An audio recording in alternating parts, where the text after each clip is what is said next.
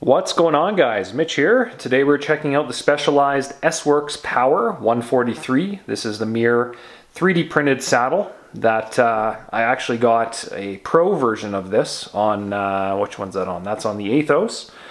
And this guy is going to be the S-Works model, so carbon base, carbon rails. And this is going to go on the Tarmac SL7. So I've liked it so much that I've gone ahead and got another one. So don't judge on the price tag, that is the steepest part, but it only hurts once, and a saddle, if it's not the right one, can hurt for a heck of a lot longer than once. So let's take a look at this guy and crack into it. On the box itself, we've got some stickers, nothing too crazy, just showing the model. This guy is offered in a couple different widths, so 143 and 155. I believe 143 is the most common, but get fitted. Nice little tab that holds this majestic saddle in there. I don't know why the packaging needs to be so nice, but whatever. On the bottom, look at that. Woo, baby.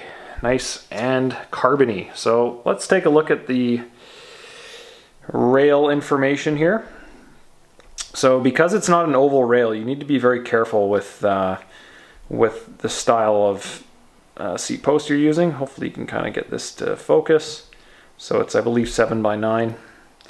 Compatible with Specialized seat posts using 7x9 side clamps. Not compatible with 7mm side clamps. So side clamps, if we look at the rail itself, let's see if I can zoom in and show this.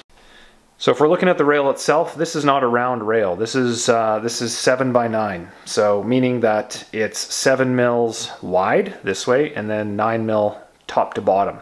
So it's got to be a side-loaded clamp. If you clamp it top to bottom, it's likely going to have problems. But enough of that. Let's get this guy cut down. So as we can see, the base of this guy is a little bit different than the Power Pro model. We can see it's quite a bit, or got quite a bit more carbon, obviously, rather than that thermoplastic. We've got that body geometry logo here, model and width. This guy, I believe, is designed in California by a company that does a lot of 3D printing. 7x9 rails, as we've already talked about. On the flip side, just a gorgeous, gorgeous saddle all around. You can see the honeycomb throughout. You can see a nice little logo that's embedded in the back that's kind of just, to me anyway, it's a little bit of a sleeper saddle. You don't pick up on it right away, but the people that do definitely know what they're looking at, which is awesome. Now, one of the questions I've had on the Athos is that the actual front seat post bolt is upwards facing, so that it's pointing towards the camera right now. Now, all I've had to do in that case is you can just kind of wiggle a Allen key through there to tighten it down. It's really not a big deal.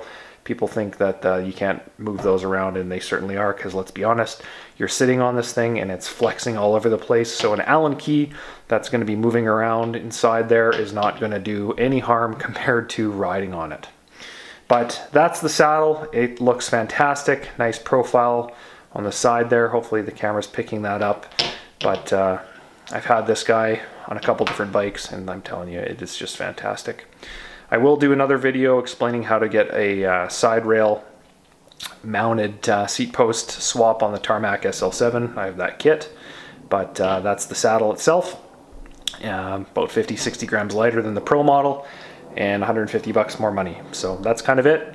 Looks great. I've already used the Pro version. It's super comfortable. My favorite saddle I've ever used, which is why I unfortunately had to get another one.